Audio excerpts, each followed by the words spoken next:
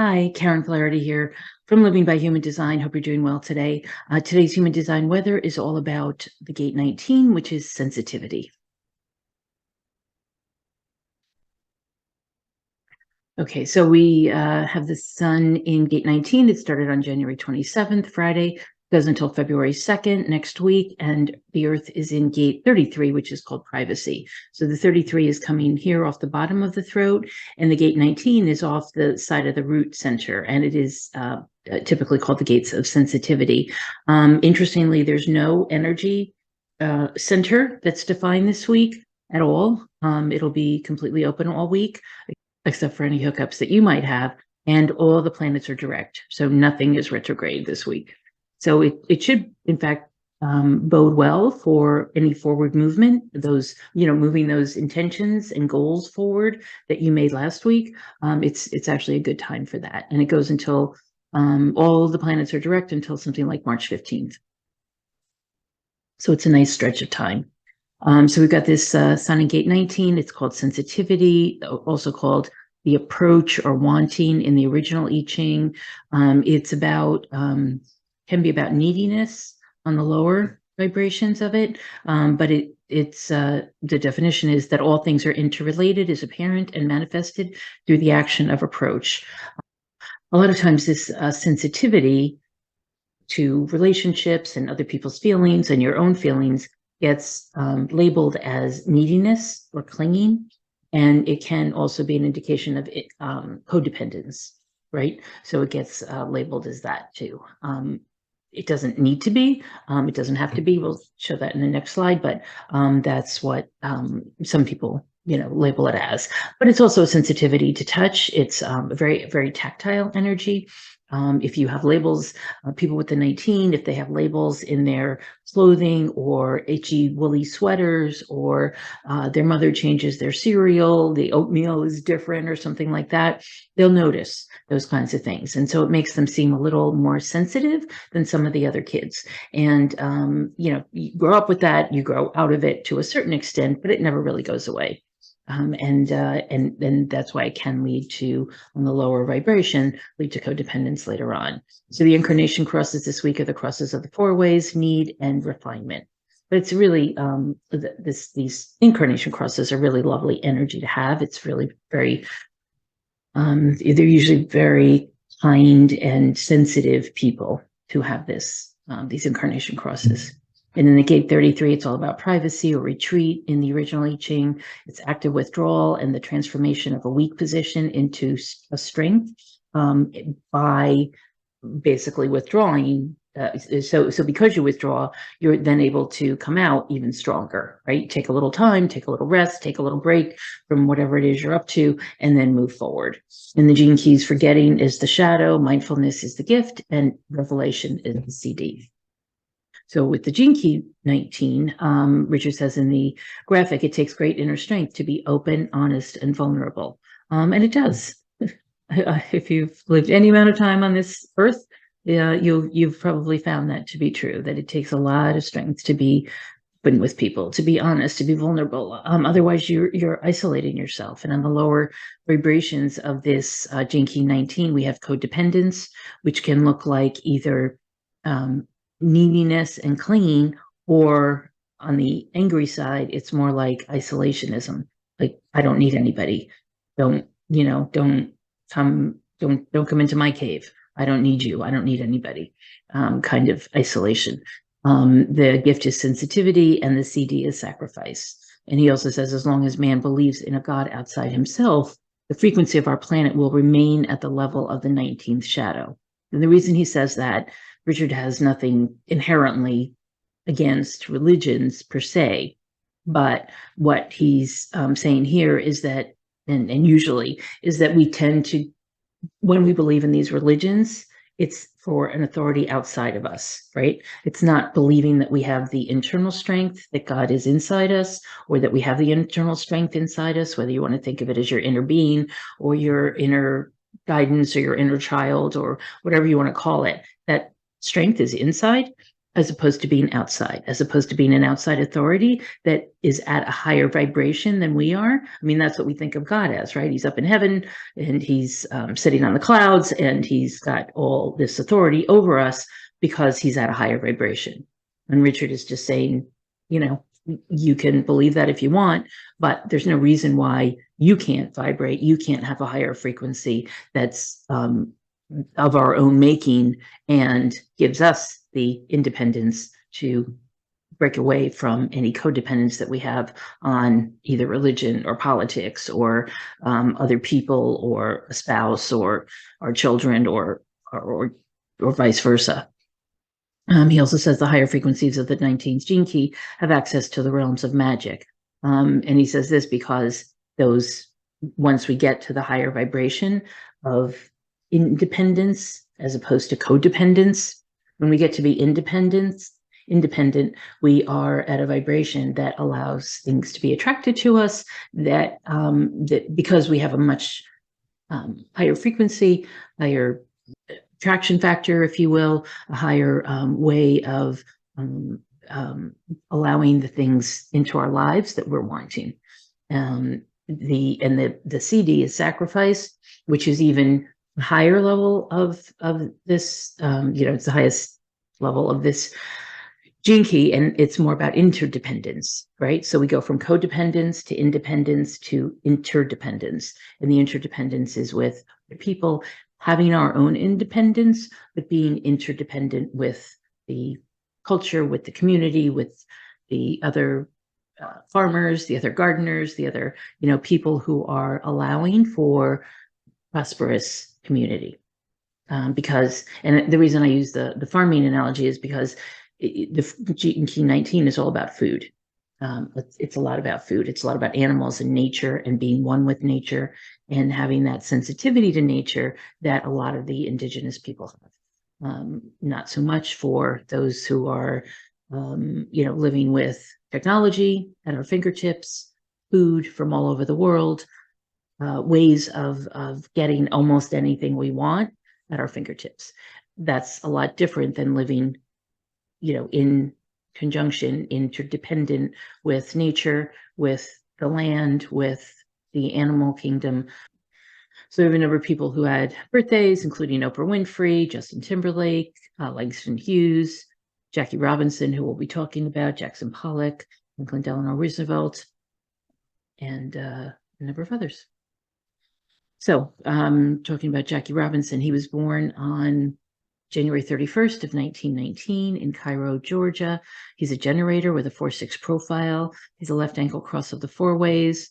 Obviously, he's way before my time, but his wife, Rachel, is still living. She just turned 100 last July, and she is still very much working with the Jackie Robinson Foundation and any of the other entities that are still trying to keep his name alive. So he was an American baseball player. He was the first Black man ever to play in the major leagues. Started in 1947. He was number 42 and was in the Baseball Hall of Fame in 1962 on the first ballot. And he was not necessarily the best at the moment or at the time in terms of the baseball players who were Black. Josh Gibson historically and Satchel Paige were thought to be much better at baseball.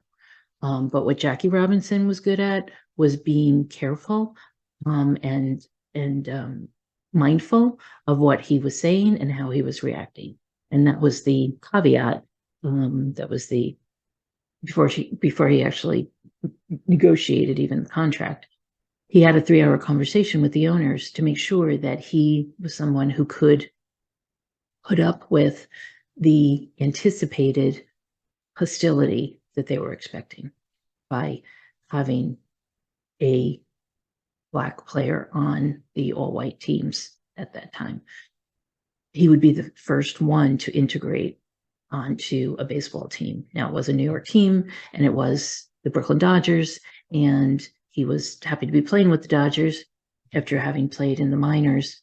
But he was somebody who had the temperament, had the character, had the upbringing, which allowed him to be much more sensitive with this gate 19, much more sensitive to the needs and feelings of other people.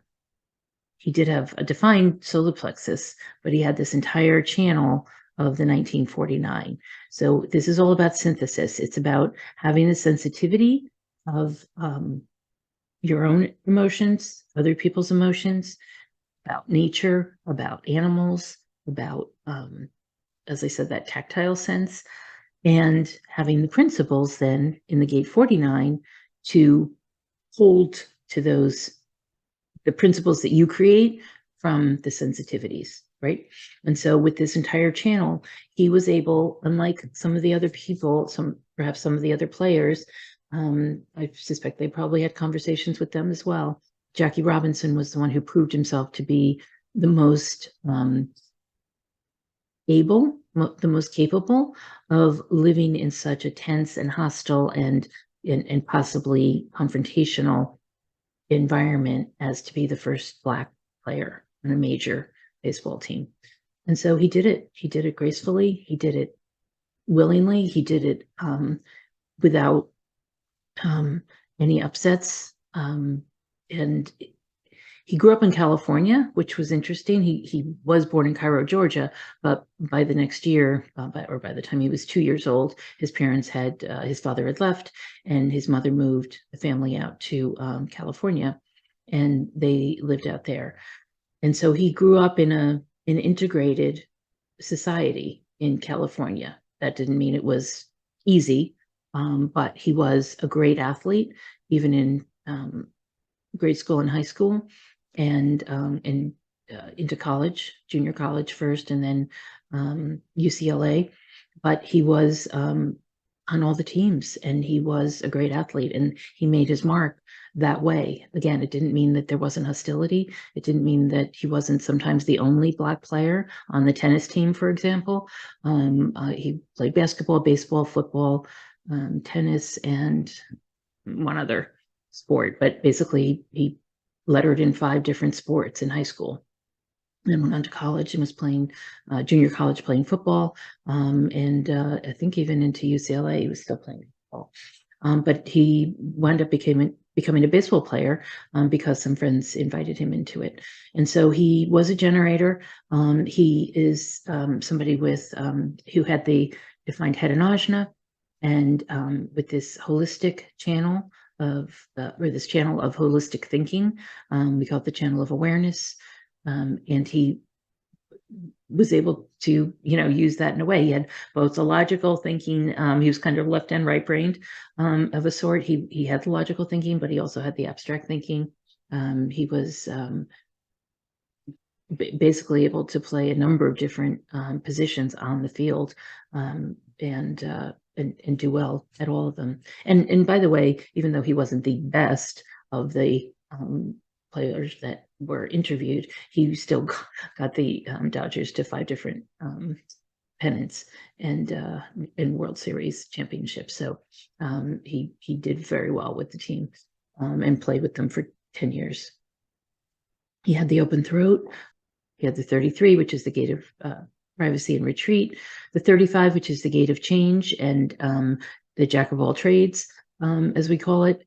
So he was probably good at a lot of different things. He had the gate 16, which is all about enthusiasm. He also had the gate 44 coming off the spleen. That was the only one there. So the business circuit. He actually enjoyed being in business later on after he left baseball. Created a foundation, created a number of different entities that helped baseball players and kids in schools, and then also and then even later he actually got into business and was a vice president at Chock full of Nuts, which was a coffee company in the Connecticut area. So he had 3 different motors. He had the sacral, he had the root center, and he had the solar plexus defined. And so he was emotional, but the 1949 is a relatively mild emotional wave. He has the 952 also connecting into the sacral, which is all about concentration. And so he was very good at that. And he had to put up with a lot because he was actually in 1947 and up until the mid 60s, all the hotels in the South were still segregated. He was able to stay with his team when he was in the New York area or anywhere north of the Mason-Dixon line. But when he went south for baseball games, he was staying in a separate hotel. And so it was, and people were yelling racial epithets at them and at the team, at him. He had some people on the team who were very protective and became good friends. But there were some people on the team who didn't like that he was there either. So it was not an easy situation at all. And he got through it gracefully and with his dignity intact and with his reputation intact. There were no scandals. He was able to put up with all the things that were thrown at him and to do it with a sensitivity that many other people wouldn't have been able to do, and still play the game and still play it at a level that was, not only good, but great, really. And really at an extraordinary level. So he had some interesting, I'll just mention these gates coming off here. So he had the 5, which is all about rhythm and being in a rhythm, a schedule, right? And so that probably helped in baseball. He had the 14, which is all about money, the 29, which is about commitment. So once he made a commitment to the Dodgers, he was there. He stayed there. That was the only team he was on for 10 years. And when they actually were moving out to Los Angeles, he decided not to go. He said that he decided to retire at that point. He had some injuries. He wasn't recovering as easily as he had previously. And so he did retire. It was relatively early, but, and he died early. He developed a bit diabetes after he left baseball, and then he, which was in the family. And then he also, 53, he died of a heart attack, unfortunately. But as I said, his wife, Rachel, is still going strong at 100 years old and still involved with everything that's talking about his reputation. He's also had the 55, which is spiritual abundance, and he had the gate 30, which is intensity. And so everything else is kind of amped up in the chart because of that intensity. And he was a, 4-6 profile. And so he was outgoing. He could, laugh and chat and talk to the, interviewers and have, eventually a good time talking to them. He was able to befriend many of the people on the team. And in fact, a number of them were pallbearers at his funeral. And I'll just mention that not only did he have the 19 in his conscious sun, but he also had it in his conscious moon, which is, kind of a double whammy, if you will. And then so happy birthday to Jackie Robinson. I hope you have a great week. Watch for the sensitivities that arise this week. Watch for perhaps some hurt feelings or perhaps some interactions with nature or your animals that are a little more tender than usual. And watch for the emotions that might arise as a result of the sensitivities that will be in the air. So have a great week, and I look forward to talking with you next time. Be well.